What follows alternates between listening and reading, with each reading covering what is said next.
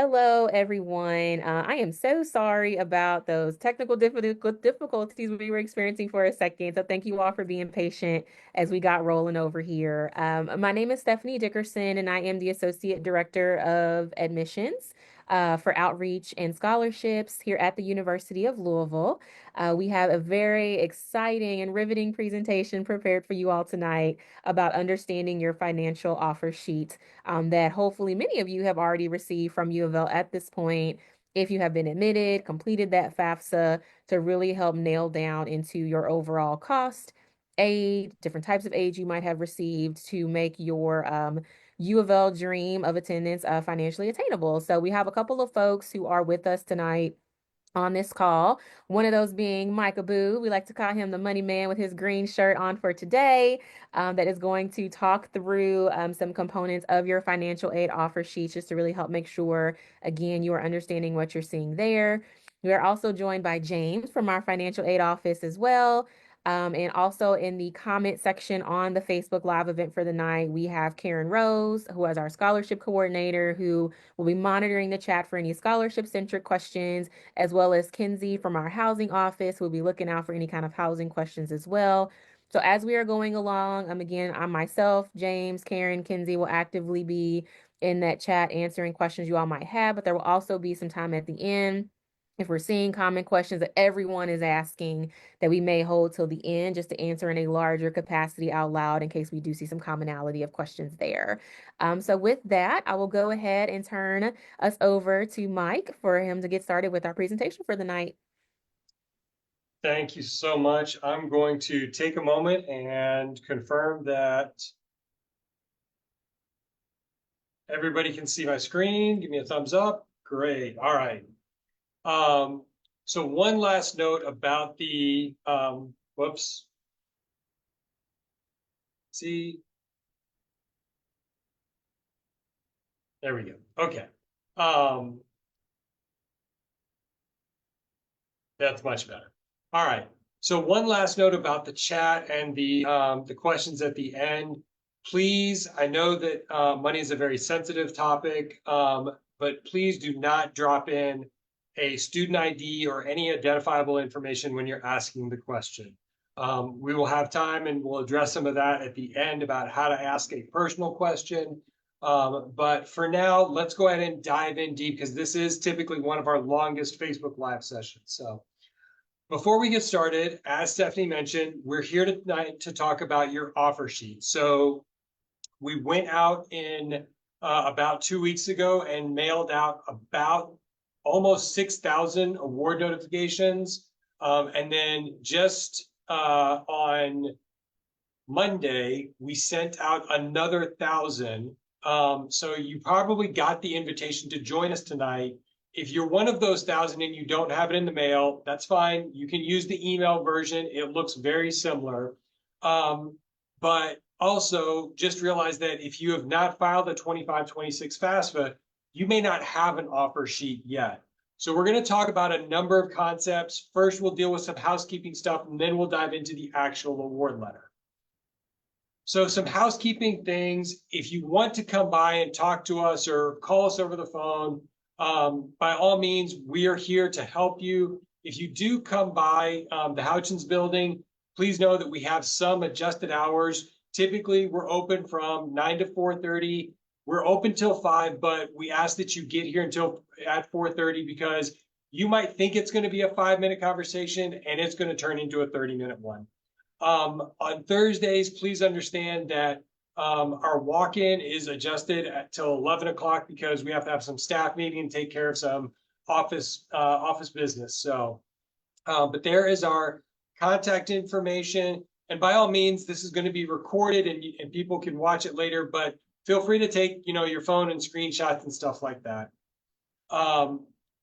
Quite honestly, our website is going to be one of your best tools. A lot of times, some students or parents will tell us that the website's too big or too massive, and that's a good thing.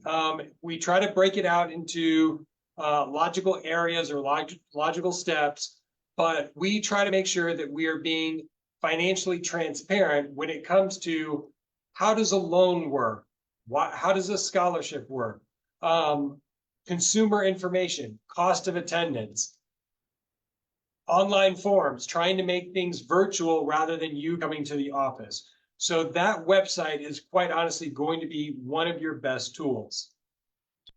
Now, if you're somebody who's joining us who doesn't have an offer sheet because you haven't filed a FAFSA, or you're watching this on a recording, or you're dealing with, maybe you're watching us, but you have a child that hasn't filed the FAFSA yet, the most important thing to understand that it's not too late.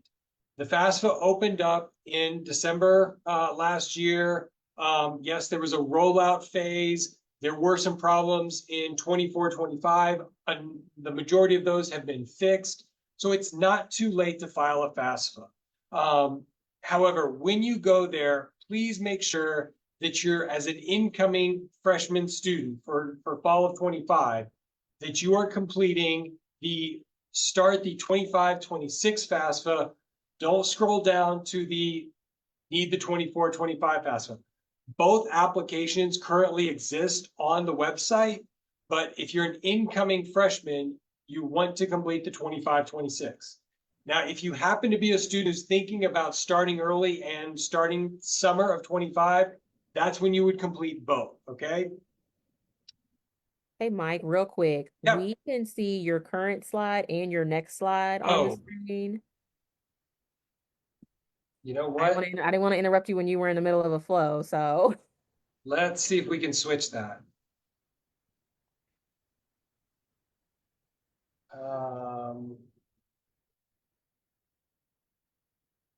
How about now?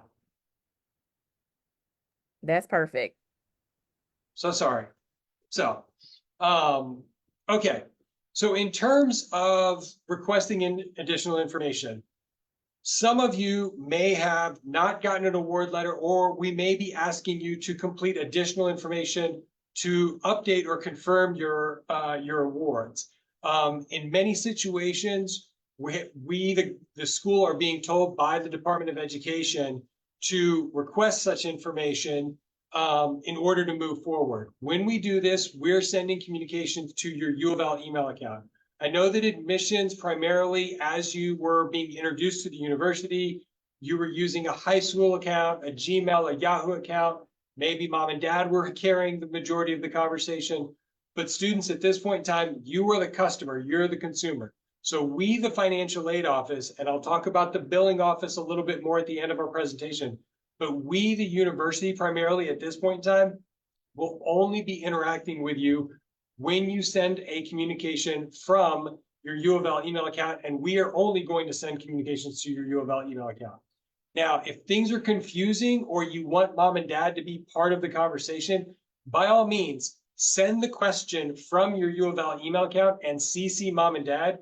When we respond, we will CC everybody that's listed. But we can't initiate the conversation with mom and dad. But one of the things that you're going to hear a lot about in the coming months is what's called ULink. So ULink is essentially our virtual platform. You can sign in as a student, and this is where you're going to gain access to registering for classes, checking your billing statement. You can update your address, your profile information, but all of that is done via your ULink account.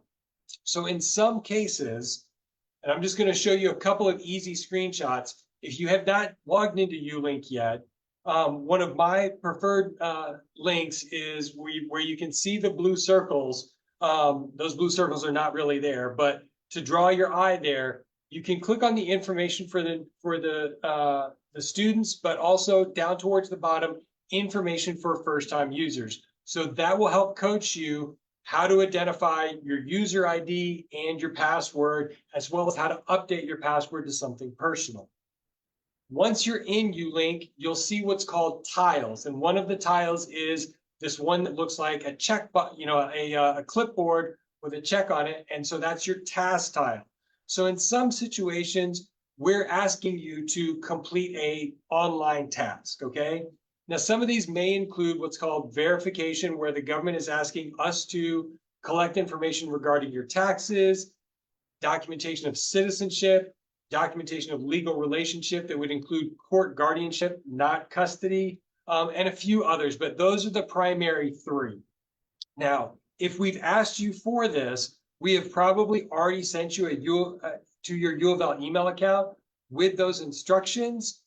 I also want to point out that in most cases, when you're having to do this, you're not just having to do it at U of L, but you're having to do it at all schools.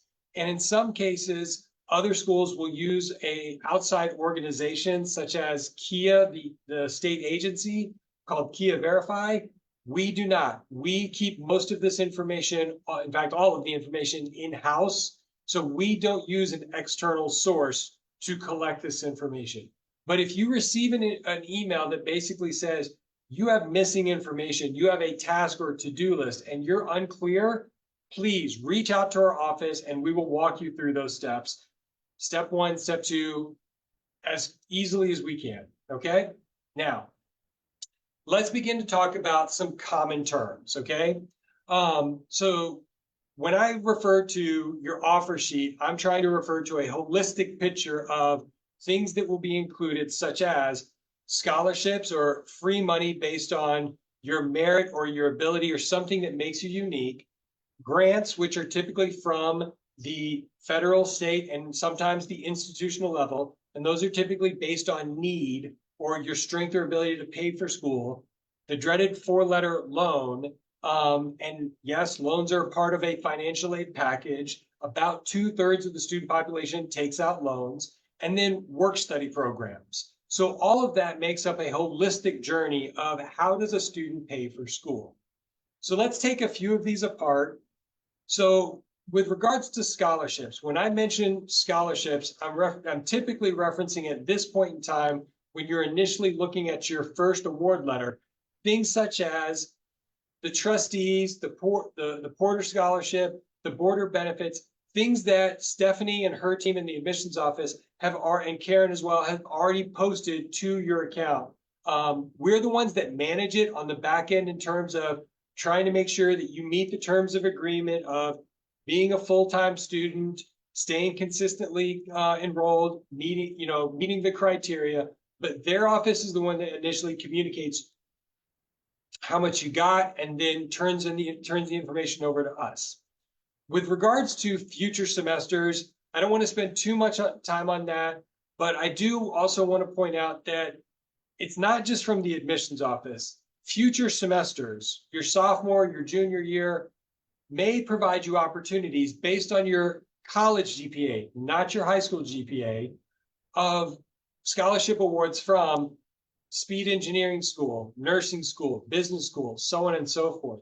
Because what you have to realize is admissions is responsible for looking at your high school transcript, your GPA, your ACT score, those a resume that builds, this is what I did in high school. That's what kind of gives you access to some of those first awards we talked about. But the colleges, the specific academic units, they don't necessarily care what you did in high school. They want to see how you do in college level work.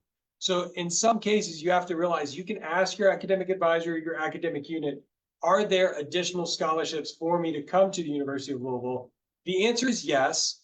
In some very small circumstances, it may be as a freshman student, but the majority of the time, they're going to wait because they want to see how you do on the college level, okay? Now, in terms of reporting outside scholarships, right now is kind of the peak, and through May, it's just going to climb up and up and up of you finding out as a high school senior that your high school, your church, some community organization is going to award you a $500, $1,000, $2,000 scholarship, and that's fantastic. What you have to understand is that the majority of these organizations, because they also get a tax benefit, they are not going to give you the check directly. 9 times out of 10, those organizations are going to send the check to us, or they're going to send it to you with our name on it, and you have to give it to us so we can process it. But what we can do is, if you know that you're getting one of these awards, you can actually go to our online site and tell us through our report other aid form that you're getting a scholarship from your high school, your church, your community organization, and we can go ahead and post for the billing office potential outside scholarship $500 so that they know that money is eventually on its way. Please, if at all possible, if you get the checks early, and most of you will start getting them in, you'll get the award letter now through probably May. You'll start to get the actual physical check from the organization May, June, July. If you're local or if you're coming to orientation, bring the checks then. Don't wait till August, because at that point in time, we're receiving hundreds and hundreds of checks and it takes longer to process them. If we have them early, we can get them ready for you on the first day that we start dispersing funds. So keys money. So if you're a non-resident, pause for a moment, go grab a drink of water, but come back real quick. So keys money is, is awarded to students who graduate from an accredited Kentucky high school. Okay. Now, if you're looking at your award notification or you're logging on ULink and you know that you've graduated from, or you're going to graduate from a Kentucky school and you don't see a keys award, there may be a problem. Okay. It could be that the high school is misreporting the spelling of your name, your social security number, and or your date of birth to Kia, and therefore Kia doesn't have the information and they're not sending us the data. But I would say that really only happens to about 50 to 75 incoming freshmen every year. So it's a very small population. But for our current students that see that, yes, 100%, one of the questions we always get is, I'm in ULink and I'm trying to accept my keys award. You do not have to accept your keys award.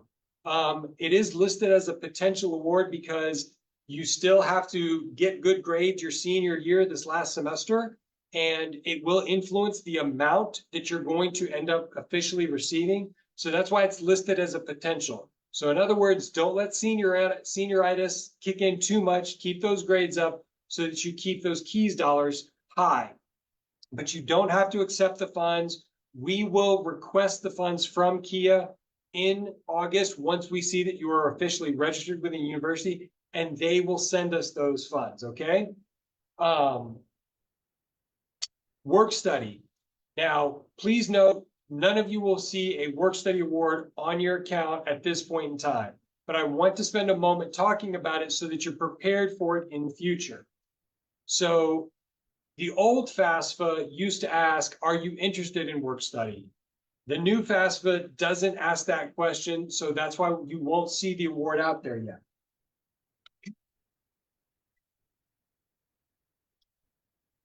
Sorry, see, I should have taken a drink of water when the non-residents went and left.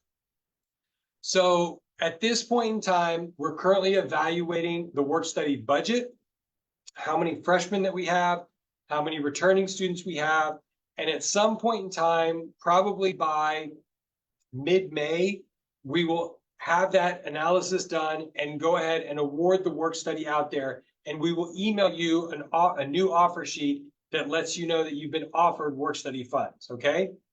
Now, a couple of quick things. Work study funds do not get applied to the balance. It gives you an opportunity to have a job on campus that pays $15 an hour every 2 weeks. That money goes directly into your direct deposit, your bank, okay? Now, by all means, you can take the money and you can eventually apply it to the bill, but nobody ever does that. The majority of students use that money for their weekly spending, gas money, saving the money for next semester, those kinds of things. But please understand that work study is limited to about 500 students on campus. We actually have over 2,000 students that work on campus. So just because we don't actually award you a work study fund doesn't mean you don't have the opportunity to find a job on campus, okay? So let's get into the loans real quick. So I truly wish that we had hours upon hours to talk about loans, but I don't. We could honestly do an entire podcast, Facebook Live just on this topic. So we're just going to talk about a few quick things. So when you look at your offer sheet right now, you will see the opportunity to potentially accept a subsidized or an interest-free loan or an unsubsidized loan. Please note that that math or that determination is made by your FAFSA information. Those are in an offered status at this point in time. You have not committed to anything at this point in time, students.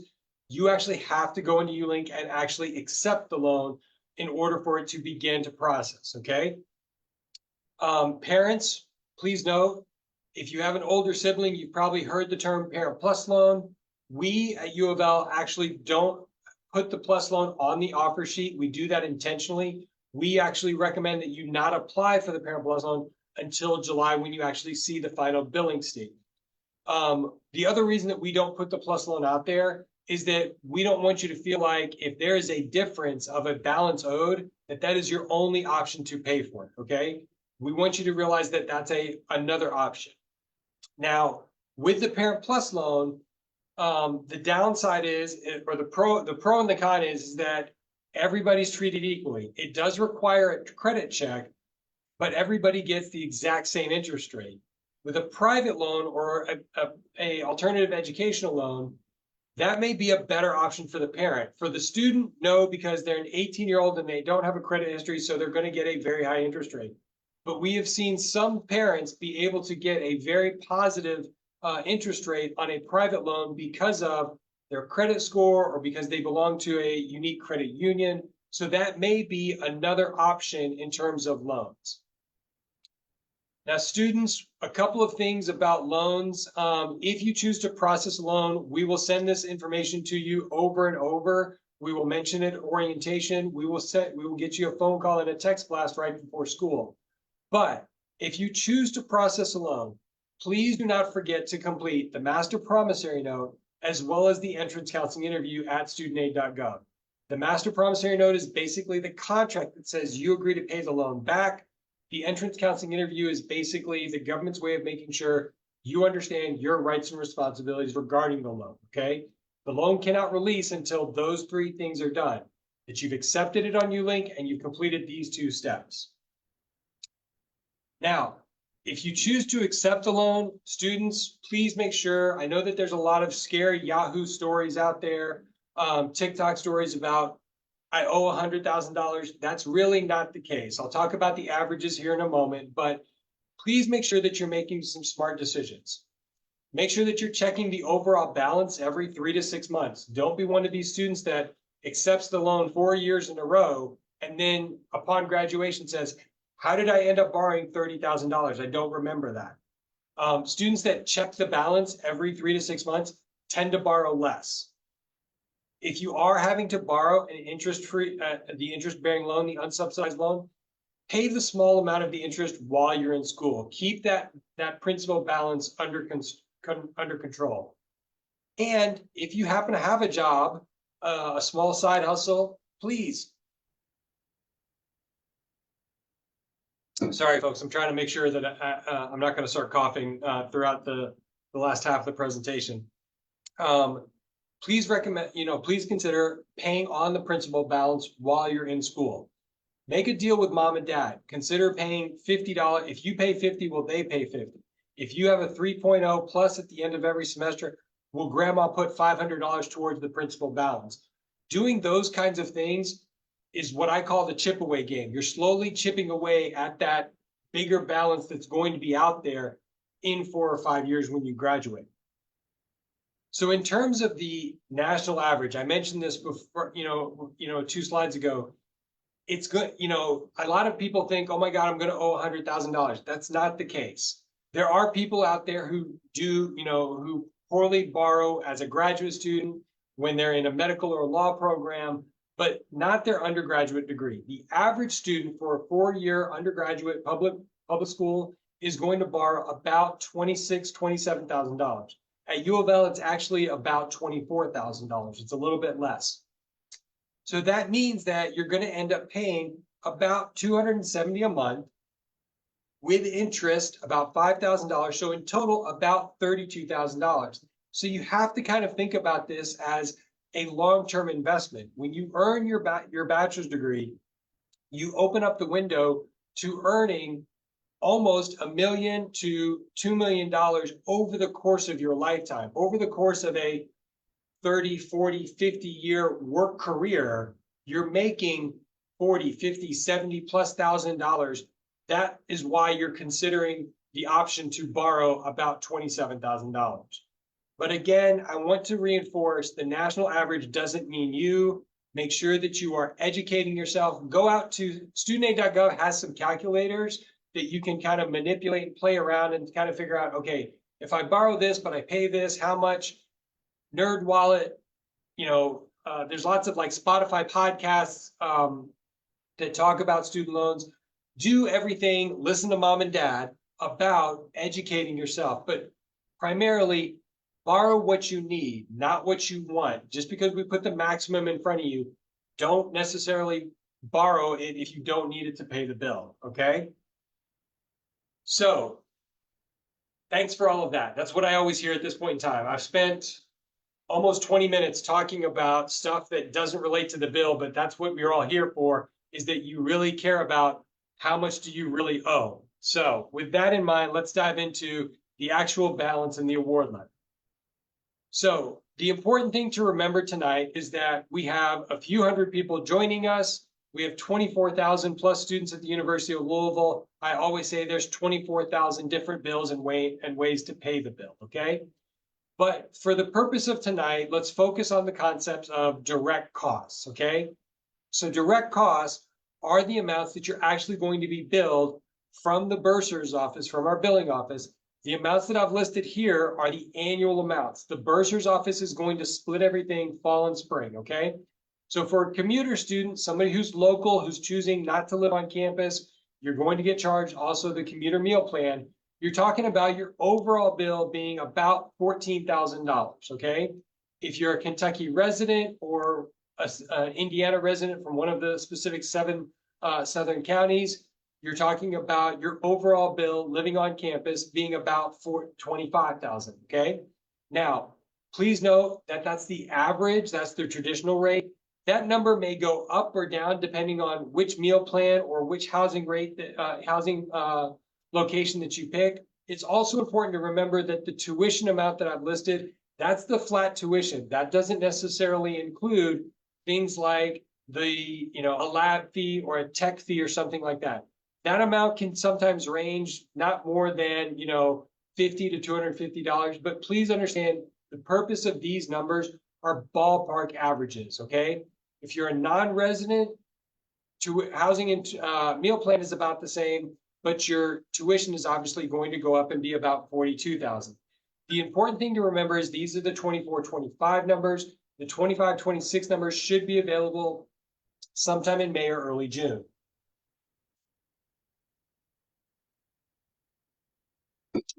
A couple of quick notes about the offer sheet. The mail version that you get, you'll only get it one time, okay? Everything else that we send you will always be via email.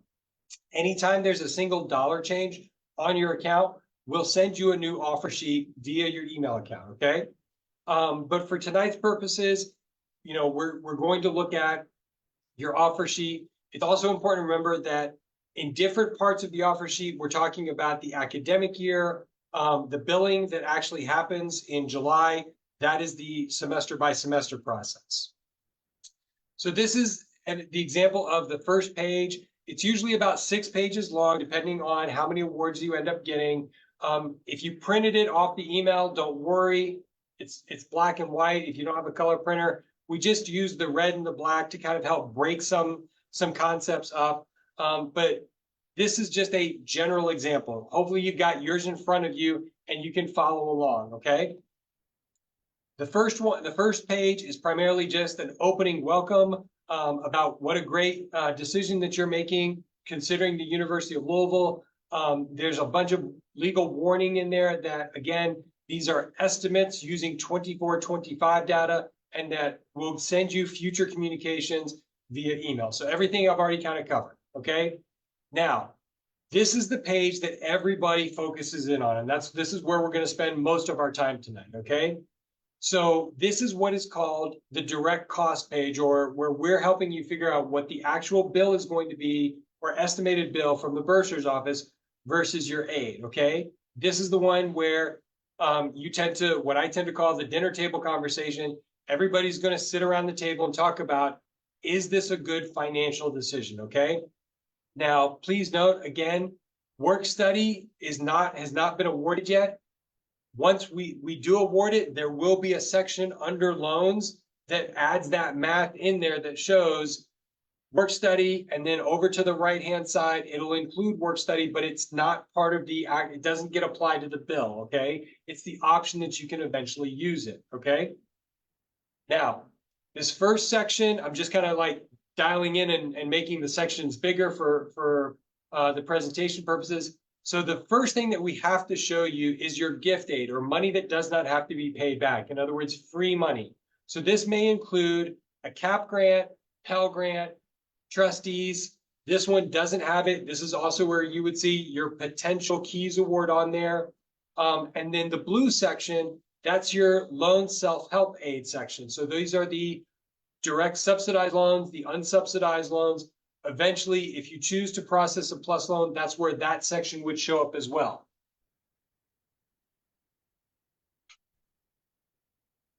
So on the right-hand side, we try to do some of the math for you. So based on information that we collect from admissions, from housing, from your address, we try to determine, are you going to be a commuter student? If you've applied for housing, we've updated that number for you. If you're a non-resident, we potentially go ahead and assume that you're going to fit into that category, that you're going to apply for housing. So that top number should kind of be reflective of what your overall costs are going to be. The gift aid slides over. We do the math, and in this case, it's about 13,000 minus 8,000. So you've still got about a $5,000 gap. If you choose to take the loans, and again, that's a choice, that slides over, and now you've got a $300 refund that you're potentially going to qualify for.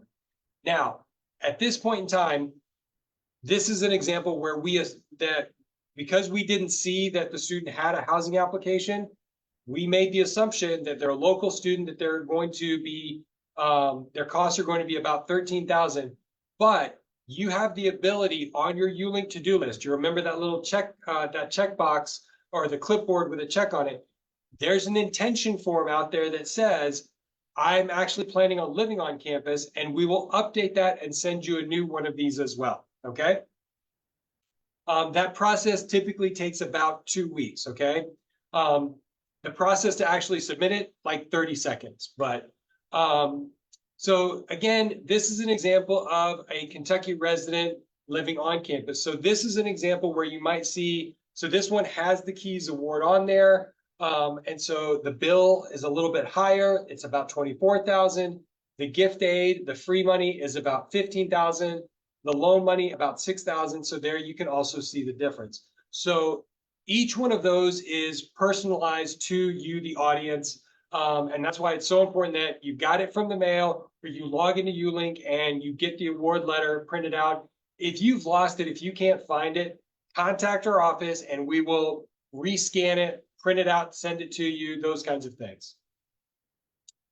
So the third page, these are other discussion points about the dinner table conversation of how else can you pay for college? So we'll talk about payment plans a little bit later in the presentation, but payment plans are definitely an option. We've already brought up the Parent Plus loan a few times. So sorry, folks.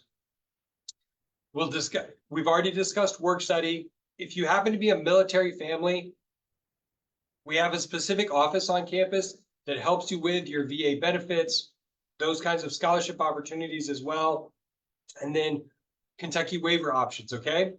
So those are kind of the purpose of those bullet points. We also already mentioned the report other aid, and if you didn't have the opportunity to collect that information, screenshot it, it's on your offer sheet as well as the instructions of how to actually accept the direct loan and eventually the work study form, okay? So page 4, this is where things get a little complicated and a little bit of the Department of Education government requirements. So the short and the long answer is, why do we present both direct cost and cost of attendance? Quite frankly, I prefer direct cost because that is what you are actually going to see the bill for. When you get your utility bill, your water bill, your whatever bill, that's what you actually pay. Cost of attendance is a projection of what you might also have to think about, okay? So when it comes to direct cost, that includes tuition, room and board, some books. And so that is what you're actually going to see from our bursar's office, okay?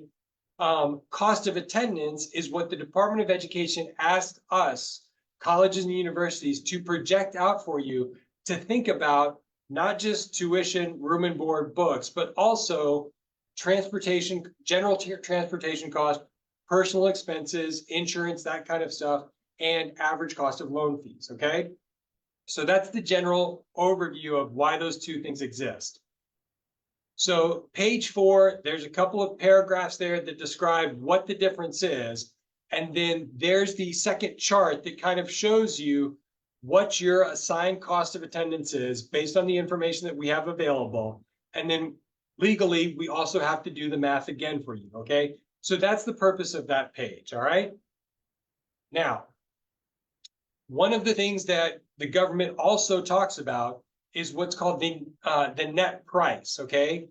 And at this point in time, the net price will become available later in the semester. Once the Board of Trustees has finalized amounts, we will actually put your college finance plan, which will include your net price, out on your ULink account for your custom link. So you can go out there, click on it, and download it and receive and review it at any point in time.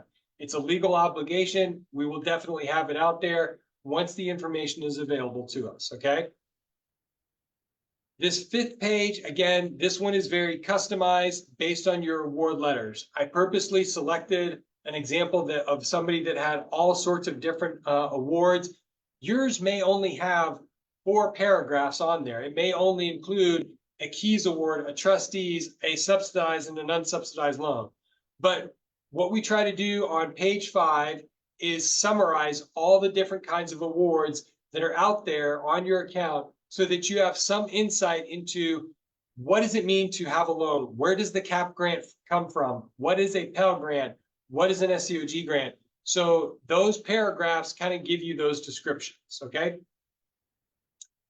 The last page in terms of 5, why is it listed as 5 and 6? The way that it prints out, we try to just make sure that if there's only a couple of awards, that part of this information flows up. So that's why it's listed that way. But it's really the terms and the conditions. So it's basically kind of us giving you some legal jargon that basically kind of outlines that this information is only as good as today, the day that we printed it or the day that we emailed it to you. You're recommended to go to ULink to see the live, up-to-date information at all times. We will send you, again, updated award notifications every time you get a change.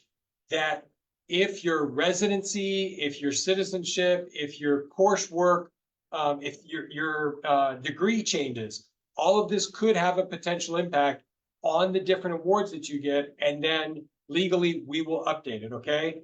Nobody ever reads this page, but legally we have to put it out there, all right? So how do you actually pay the bill? We'll cover this a lot more at orientation, and we'll cover it a lot more at our bursar's office Facebook night. But for the purposes of just planning and, again, talking around the dinner table, the bursar's office website is built very similar to ours. There's a lot of information out there. We'll talk about cash payments. We don't really like them. Pay by check, thumbs up. You can do an e-check without any type of fee. Credit card, I don't like it because there's a convenience fee swiped on there. 529s, all of that will be discussed later in orientation in July. We do want to touch very shortly on payment plans because we know a lot of our families use our payment plan options because if the balance is, and this is just a very simple example, about 7,000 minus an award package, and this could be anybody.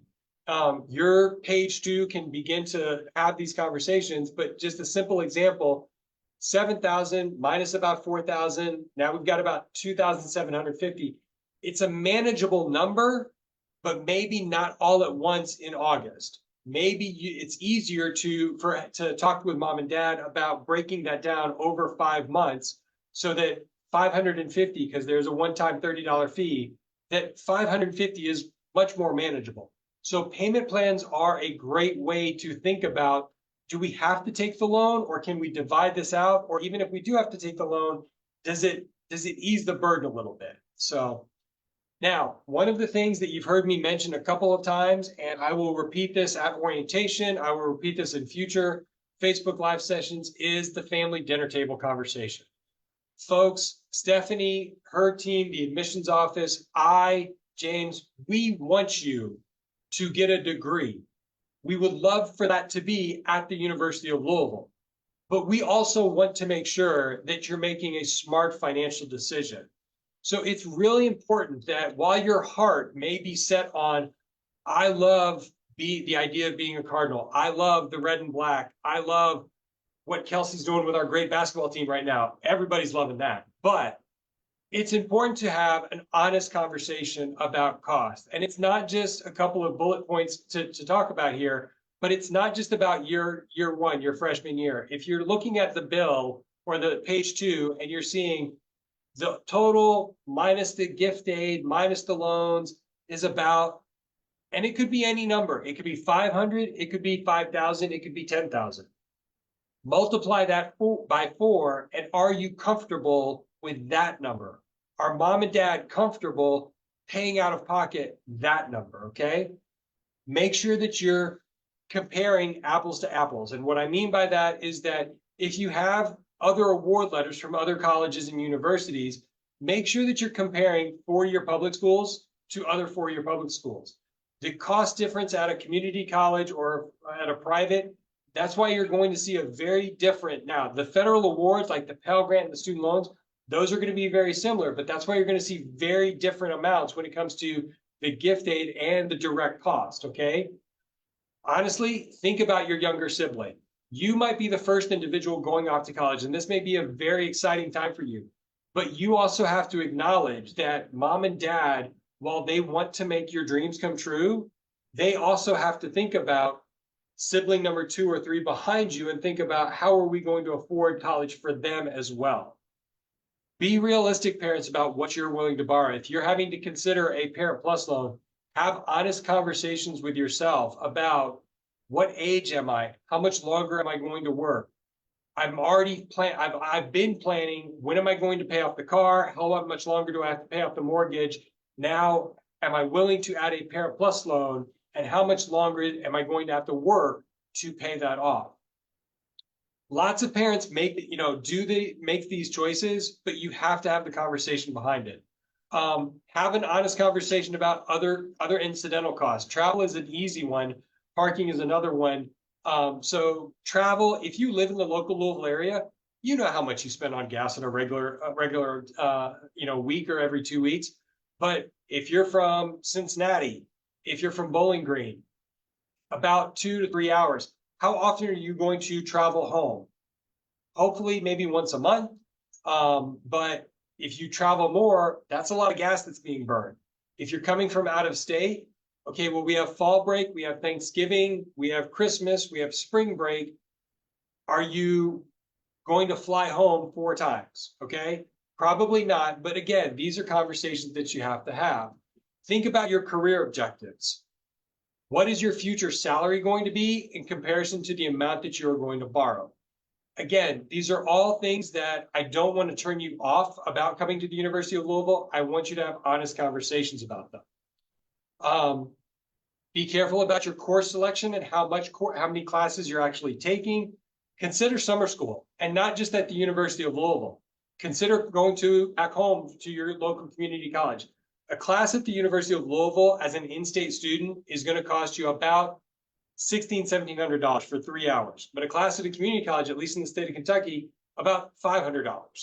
Now, if you're going to play that game, that's great, but you have to talk to your academic advisor to make sure the classes actually count back towards your degree here.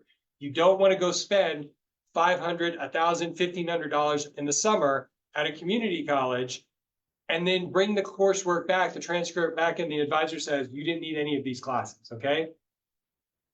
Really important, and you'll hear me say this over and over at orientation, make sure that you're maintaining a solid GPA. Do not lose your institutional scholarship, your trustees, your porter, because you fall below a 3.0. If you fall below 2.5, you have now lost your keys money. All that only means that you will have to have a deeper family dinner table conversation with mom and dad about, well, next year is going to cost me more because I didn't keep up my end of the bargain. Okay. Tough choices. If you're a local student and you're 100% committed to U of L, but that 25 is just too much, okay, well, then consider living at home. I know that the idea of coming to college is I want to spread my wings, I want to get out of college, but $14,000 is a lot better than $25,000. Okay.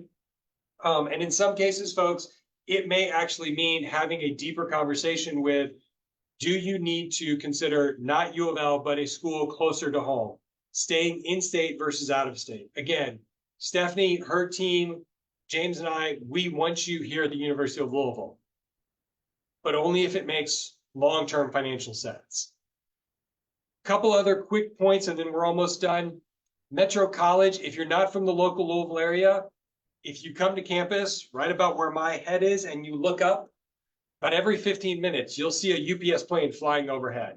About 5 miles that way is the largest UPS hub in the nation. Every overnight package comes through there. About 2,000 students participate in Metro College. It is a great way to pay for college and graduate debt-free.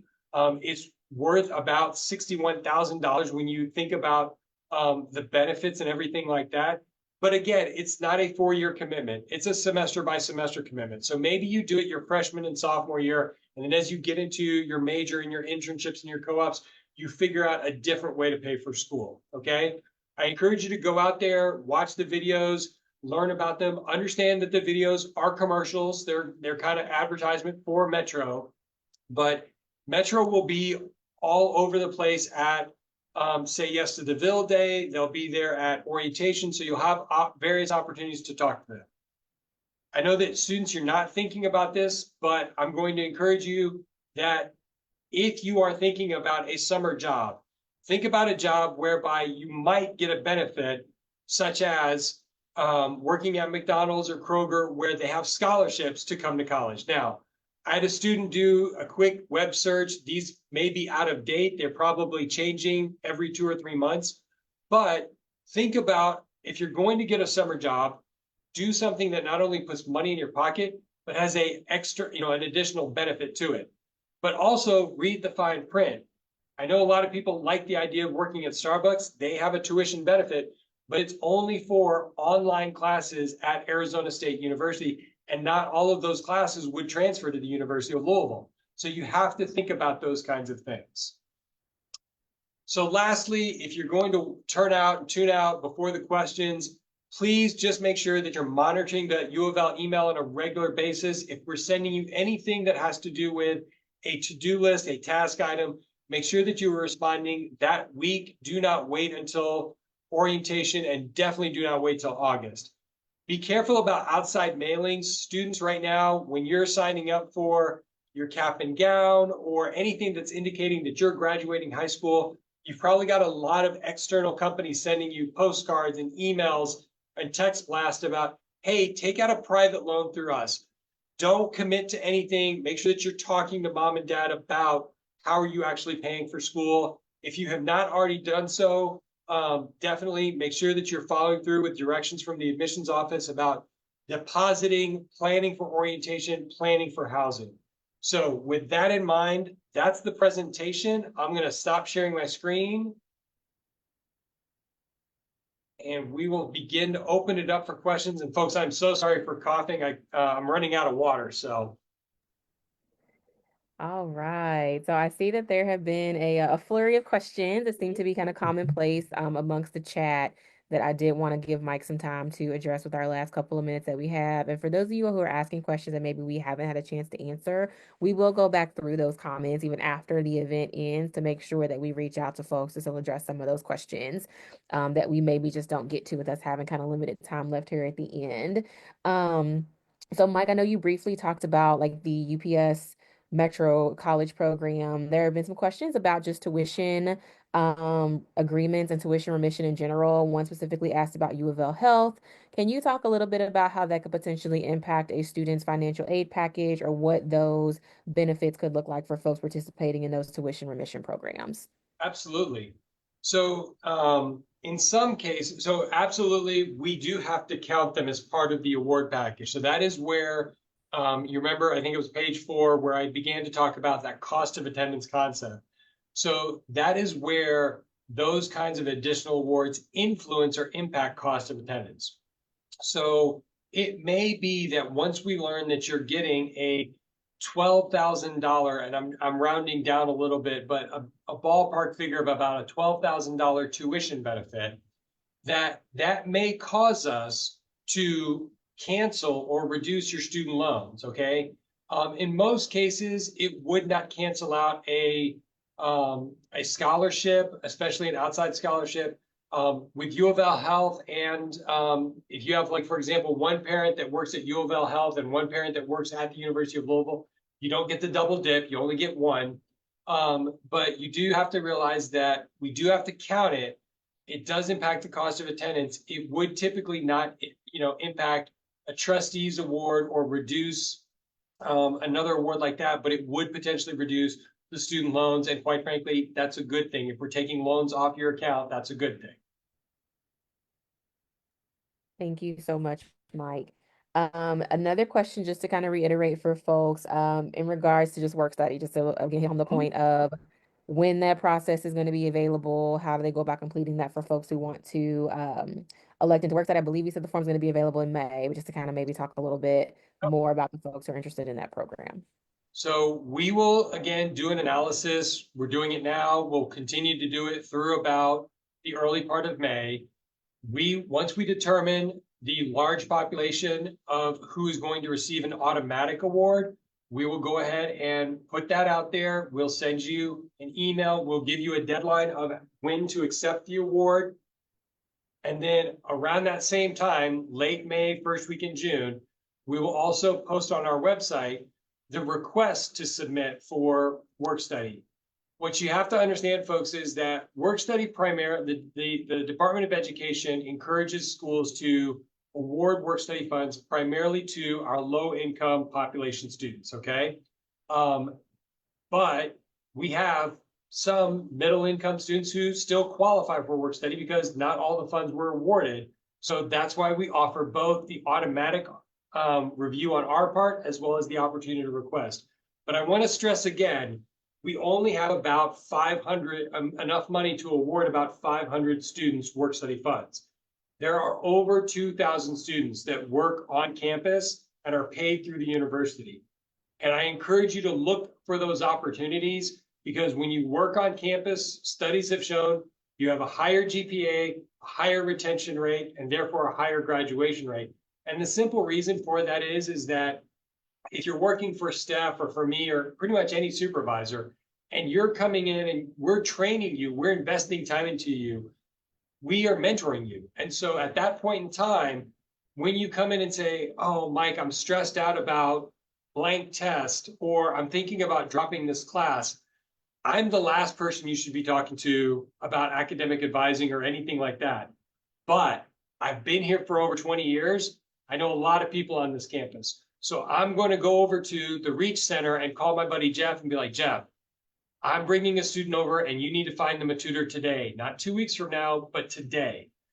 Why? Because I have a vested interest in you staying on campus. So that's why we encourage students to think about jobs on campus. Okay, and then I know that we are running a little over on time, but one thing I did just want to address because I see a lot of flurry of questions in the comment section just related to academic scholarships. Are we still awarding those? When are students going to be notified? So, as far as our academic scholarships that are awarded out of the Office of Admissions, any of our competitive and mentored scholarships, those deadlines have passed as of December 15th. So, students who have applied for a competitive trustee, a referral reporter, a vote, all those notifications have been sent to students already. However, we are still awarding our automatic scholarships to May 1st. So those are going to be ones that students qualify for either based on GPA and ACT score, or GPA, and a combination of an evaluation of the coursework they have taken while they have been in high school, usually encompassing dual credit, AP, IB, Cambridge, so like those college credit bearing types of coursework. Usually, students are evaluated for that upon admission to the university. However, if you are a student who knows they have taken those classes and maybe you did not receive a test score optional scholarship potentially, please reach out to your admissions counselor. That is people from my team or Karen Rose, who is also in the comment section, who has been going through today answering scholarship related questions. And we are happy to evaluate you in that way for those additional scholarship programs. That does include our Board of Benefit families as well. While you do get Board of Benefit at base, there are also opportunities for academic enhancement. Same thing for our regional students or any of our NSP students as well. Um, and finally, for those of you all coming to say yes to the bill, coming up here in a couple of weekends, there was a question asked about opportunities to speak with financial aid at that event. I know I saw a Maryland family specifically talk about their coming down. Yes, so during that event, there will be time set aside for walk-in meetings with financial aid between 2 and 4, where you can sit down with a representative from our financial aid office to talk through any specific questions you may have regarding your financial aid package with our team on that day. So, as mentioned, we are going to go ahead and wrap up for the night, but we will continue to look at these comments.